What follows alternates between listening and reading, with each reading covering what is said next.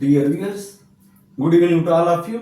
Today I would like to deal with vocabulary improvement with a different approach. That is improvement with different parts of speech of a word. ఒక పదం తీసుకొని దానికి ఉన్న రకరకాల ఆ parts of speech గమనిస్తాం. దాని ప్రకారం మనం వాటిని యూజ్ చేస్తాం అన్నమాట. మీనింగ్ ఏం పెద్ద మార్పు ఏమి ఉండదు. కాకుంటే కంప్లై అనేది వెర్బ్. ఇది ఒక ఇంట్రాన్సిటివ్ వెర్బ్. ఆబ్జెక్ట్ ఉండదు దీనికి. అనుగుణంగా ఉండుట, అనుసరించుట.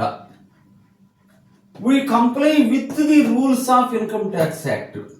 విత్ వస్తుంది కానీ టూ రాదు. ఏది ఏమైనా కంప్లై తర్వాత వెంటనే ఆబ్జెక్ట్ రాదు, ప్రిపోజిషన్ వచ్చింది. ఒకవేళ ఆబ్జెక్ట్ వాడాలంటే ప్రిపోజిషన్ ఉండాలి. ఈ వెర్బ్ నుంచి ఒక యాడ్జెక్టివ్ పుట్టింది. డైరెక్ట్ స్పెల్లింగ్ చూడండి, COMPLIANT. అది గుర్తుపెట్టుకోండి. AINT కాదు, అది వేరే. ఇందులో నుంచి వచ్చిన యాడ్జెక్టివ్ ఇది. They are compliant with the court order. అనుగుణంగా ఉన్నాయని.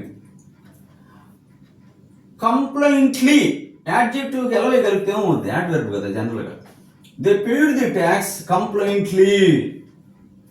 ఇది యాడ్వర్బ్ వర్డ్. అంటే వెర్బ్ గురించి వందిస్తుంది adverb. Compliance, they did the event program in compliance with our instructions అన్నాడు.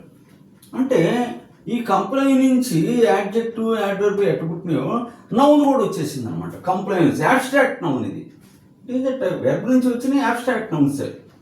సెలెక్ట్ నుంచి సెలక్షన్, ఎలక్ట్ నుంచి ఎలక్షన్స్ వచ్చి ఎలక్షన్ అని అట్లా అనమాట. ఇది వచ్చేసింది. వాటిని నౌన్గా వాడు. నౌన్ ఎన్ని పనులు చేస్తుందో అట్లే ఇది కూడా చేయొచ్చు అనమాట. ఈ విధంగా ఒక పదము రకరకాల రూపాలను సంతరించుకొని వెర్బుగా, యాడ్జెక్టివ్గా, యాడ్వర్బ్గా, నౌన్గా ఇట్లా రకరకాలుగా అనమాట వాడబట్టం మనం చూస్తాం. ఇలా కూడా తెలుసుకోవాలి. మనం తెలుసుకుంటే మనం ఎన్రిచ్ అవుద్ది. మనం మాట్లాడటం కానీ అంతా బాగుంటుంది. ఇంకా కొన్ని చూస్తాము, ఇంకా మిగిలిన తెలుసుకోవచ్చు. Thank you very much for ever being.